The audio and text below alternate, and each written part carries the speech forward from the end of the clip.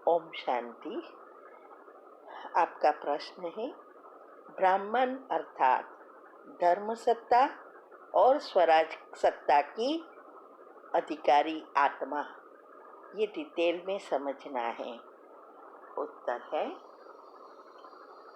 अव्यक्त वाणी बहुत गहराई वाली होती है, इसीलिए उसको कहा गया अव्यक्त वाणी फोर्स भरती है, हमारे पुरुषार्थ में आगे बढ़ाती है, बहुत गहराई वाली होती है। इसीलिए आज बताया कि ब्राह्मण अर्थात धर्म सत्ता और स्वराज सत्ता के अधिकारी, अधीन नहीं अधिकारी, क्योंकि बाबा के सभी बच्चे ब्राह्मण ही हैं, लेकिन ब्राह्मण में परसेंटेज वाइज कैटेगरीज होती है। कोई राइट हैंड है, कोई लेफ्ट हैंड है, कोई पूज्य बनते हैं, राजाए बनते हैं, कोई महाराजा बनते हैं, कोई प्रजा बनते हैं और कोई प्रजा के भी प्रजा बनते हैं। तो आज बाबा ने कहा कि ब्राह्मण का अर्थ ही है धर्म सत्ता। धर्म सत्ता का अर्थ बताया सत्यता और पवित्रता के धारणा स्वरूप, हमारे जीवन में उसकी धारणा ऐसी स्वरूप में आ जाए, प्रैक्टिकल जीवन में दिखाई दे। और स्वराज्य अधिकारी अर्थात सर्व कर्मेंद्रियों को अपने अधिकार से ऑर्डर में चलाने वाले, वो कभी भी परिस्थिति या प्रवृत्ति और माया के स्वरूप में अधीन नहीं होंगे, अधिकारी। तो ये दोनों सत्ताएं हैं, वो अगर हमें राजा बनना है, विश्व के मालिक बनना है, तो ये दोनों सत्ता यहाँ ही हमें धारण करनी है, अधिकारी यहाँ ही बनना है। वही स्वर्ग में धर्म और राज्य सत्ता के अधिकारी बनते हैं। तो सत्यता अर्थात क्या? धर्म का अर्थ ही है अपनी आत्मा के असली स्वरूप में स्थित होना।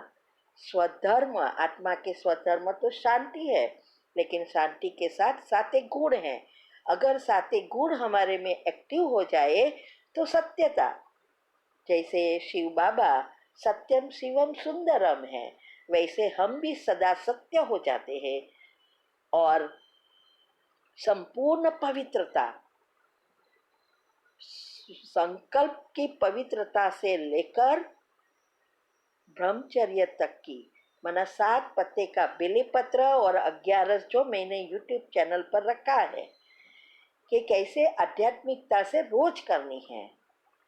तो ये जो दोनों चीज है, सत्यता और पवित्रता, वो लाने के लिए जरूरी है हमारे विचारों में संपूर्ण पवित्रता। और इसकी विधि मैंने ऑलरेडी बताई है कि योग की पहली अवस्था पक्की करो। यूट्यूब पर आपको चैनल में सब मिल जाएगा। और दूसरा बताया स्वराज्य अधिकारी, क्योंकि हमें विश्व के राज्य अधिकारी बनना है, तो पहले स्वराज्य, स्व माना आत्मा, आत्मा के हाथ में हमारा राज्य माना हमारी कर्मेंद्रिया आ जाए। ज्ञानेंद्रिय उसके वश होगी तो कर्मेंद्रिया ऑटोमेटिक उसके वश हो जाती है। तो स्वराज्य अधिकारी बनना अर्थात 5 इंद्रिया हमारे कंट्रोल में हो, हम आत्मा के कंट्रोल में। और आत्मा कब शक्तिशाली बनती है?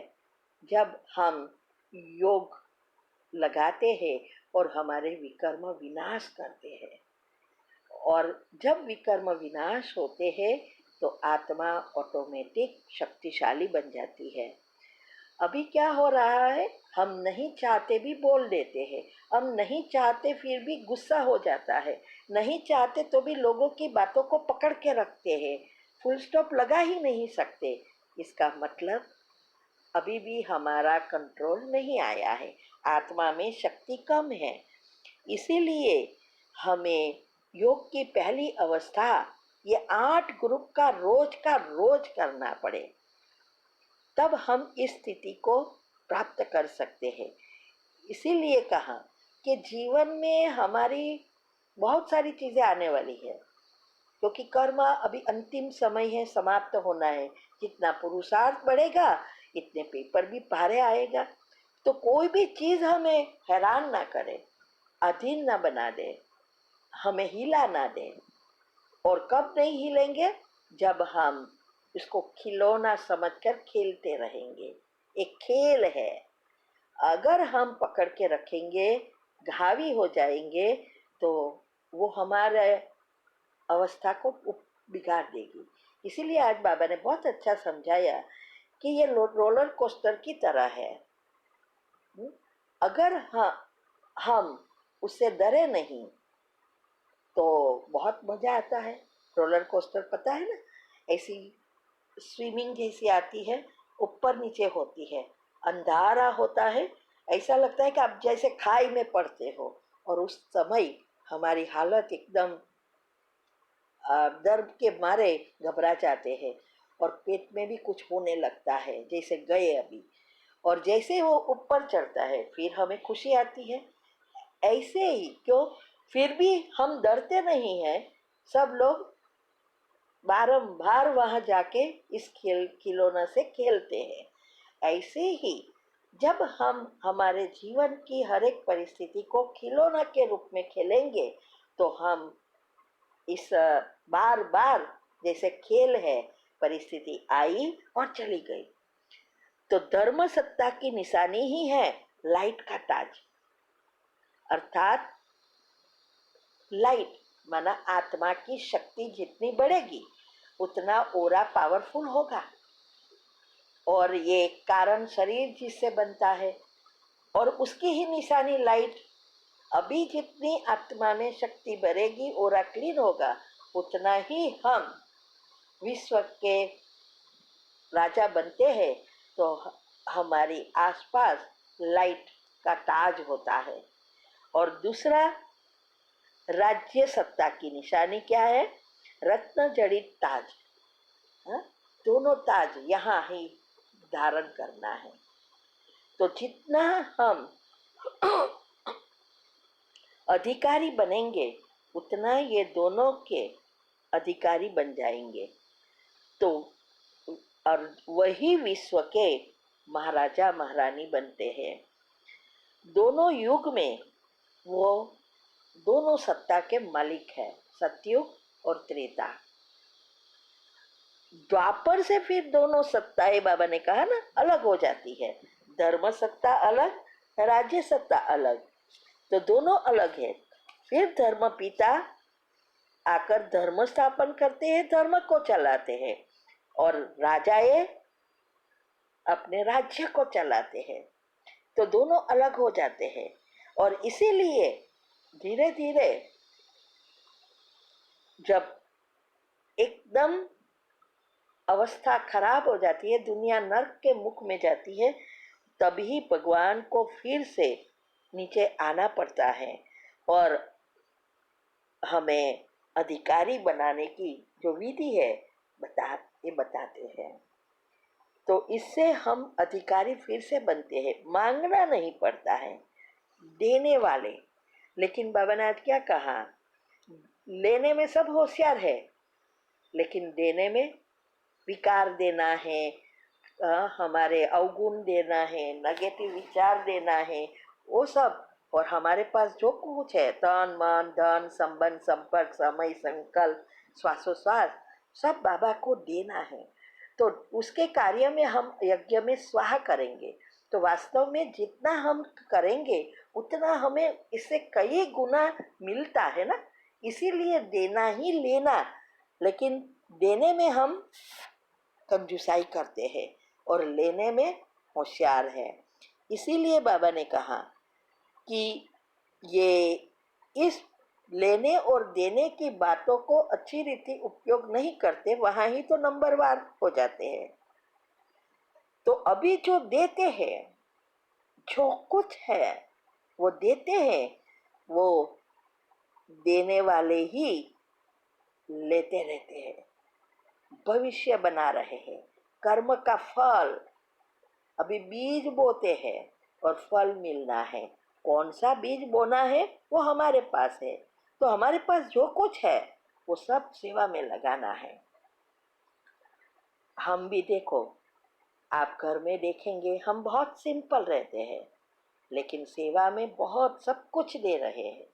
कोई चीज़ नहीं, हर एक चीज़ सोचते हैं क्यों ऐसा पैसा बिगाड़े, क्यों समय बिगाड़े, कहाँ वहाँ जाके हर एक चीज़ बाबा के कार्य में लगाते हैं। तो ये यज्ञ में जितना हम डालेंगे, लगाएंगे, वही तो बीज बोएंगे, और वो लगा भी वही सकेंगे जो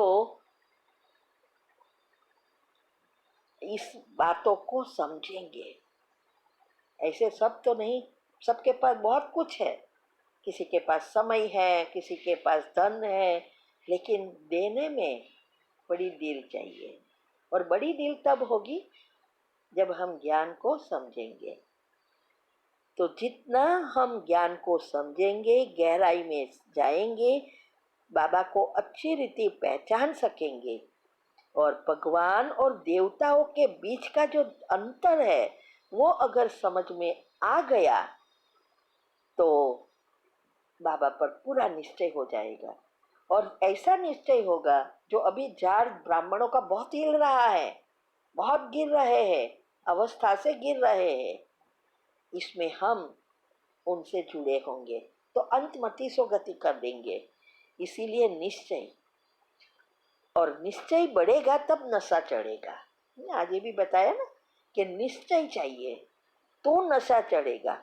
और नशे के लिए क्या चाहिए? निश्चय और नशे के लिए नॉलेजफुल, इतना समझदार, हर चीज में समझदार।